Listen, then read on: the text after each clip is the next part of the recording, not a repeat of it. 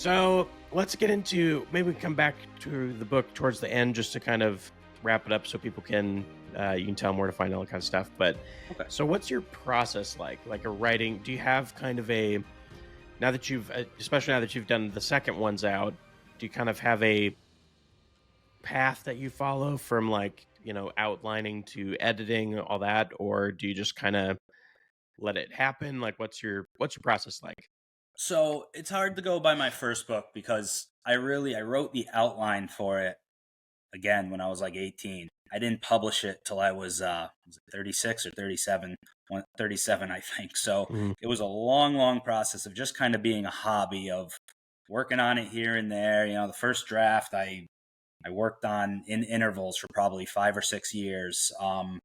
That draft, my final product ended up being 175,000 words, but my first draft was like 247,000. So Mhm. it was then almost 10 years of just some late nights or early mornings, or if I had free time here and there, kind of doing self editing and stuff like that. And then it wasn't, I had kids and that kind of put everything to the side, and I didn't look at it for probably 5 or 6 years. And it was in 2022, late 2022, that I opened it up and read the manuscript for the first time in forever. And it had been so long since I read it that I actually kind of felt like I was reading someone else's work. And that was the moment where I was like, I need to light the fire and do this and get this thing published. And I went, I was kind of slowing down a little bit in my business end of things. I work construction, and the market's been very wonky the last couple of years with all the volatile stuff going on. So that kind of slowed down. It was half purposeful, half market related. And I just devoted the time to getting, working with an editor, getting beta readers, really hashing out the fine details of getting this thing, learning how to self-publish it. And so long story short, again, it's tough to go by that Mhm. process for it. But my second one, then again, things were still slow. And when I released my first book, it really started to bring in a positive reception from seemingly, a good chunk of the people reading it, most of them. And because of that, kind of lit a fire under my butt to just go hard at book two. So I guess if I was to do this more as a full-time writer, that would book two process would be more of how I would go. And I'm definitely a planner. I outline in detail. I probably had 10 pages of outlines every single chapter. And don't get me wrong, as I draft, that things get altered. There's notes I'm adding to it and all Mhm. that good stuff. But I start with a pretty solid outline. I like to know where the story is going from, point one to the end point. And yeah, my process is draft, and then I kind of have I when I did that whole bunkering down on book one, I made myself a whole kind of note sheet on my phone of the process of drafting. I like to do a couple self edits myself. Then I'll send out the beta readers. Then I might do another couple self edits myself. Then, depending on that, what type of editor I'm going to send to. Like my second one, I kind of felt like I didn't need the developmental editor. I kind of I used it with the first book, and I felt I learned a lot from that process. And I kind of think as a second book, you kind of know where your story is going from there. You kind of know your characters, the plot. And I also used a bunch of I had upwards of 8 beta readers, so I felt they're going to let me know if this story is needs help here, there, that, anywhere. And but yeah, then from there, after the developmental phase, it's probably another edit or two, maybe a read through at least. And then you send off to either copy line, proofreaders, both. It's different for everyone. I actually I skipped the copy line, but on the second book again, but I don't seem to be getting problems back with it. But I also had the time for me to really grind through it and kind of Mhm. do my own thing with it. So it was Yeah, it's definitely as you learn things, you kind of can change different parts of the process and yeah, um for sure. yeah, for sure. So on that first book, you said you kind of had it, you picked it up, you read it like it was kind of someone else's work, that probably was that kind of helpful even to kind of like 100%.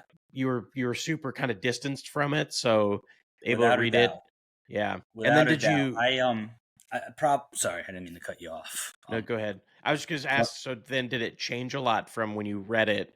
Did you really restructure it a lot before the final thing, or did it kind of stay mostly the same? No, there was some restructuring. When I worked, this was after that had occurred. I worked with the developmental editor, and their notes kind of helped me see I needed to add a few scenes into spots. I needed to make certain elements make more sense of the story, and so there was some cutting of scenes. There was adding of other scenes, but there was also the big thing for me was I had a good chunk of my first book that I think was more telling and not showing, and so that was what I learned probably the best from working with that developmental editor, was kind of cutting that out as well as I could from the book. It's my book is it's tough. It's I span there's 11 different worlds on Hmm. in the book that people live upon. So it's got a huge, massive world building. I guess similar. I'm not going to compare it to Wheel of Time, but similar esque in that sense.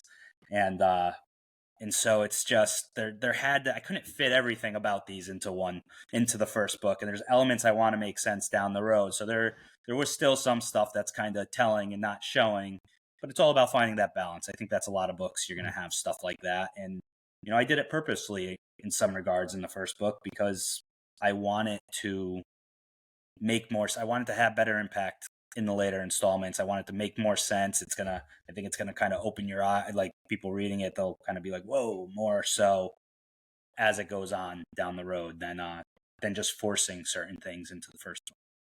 Yeah. Yeah, that the telling versus showing, I have a bit of a hot take on that of like you can't just cut out all the telling. No, Especially no. I think with sci-fi and fantasy, I think some people get so caught up with like it's telling and not showing, and I'm like, well, sometimes you just kind of have to. Especially, I think I agree with you. Like in an earlier book, when nobody knows, like they're getting figured out with the world and they're orienting themselves, you Hmm. definitely have to tell a little bit more because it's like otherwise, I just don't understand it. You know. No. Yeah, absolutely. And I mean, I think a perfect example is my book. We haven't gone into the details of like the story, but like a big part of my book is there's an attack on Earth. It is from an alien fleet that is actually human. And we learn that there's these other worlds that humans have lived upon really since the dawn of our time.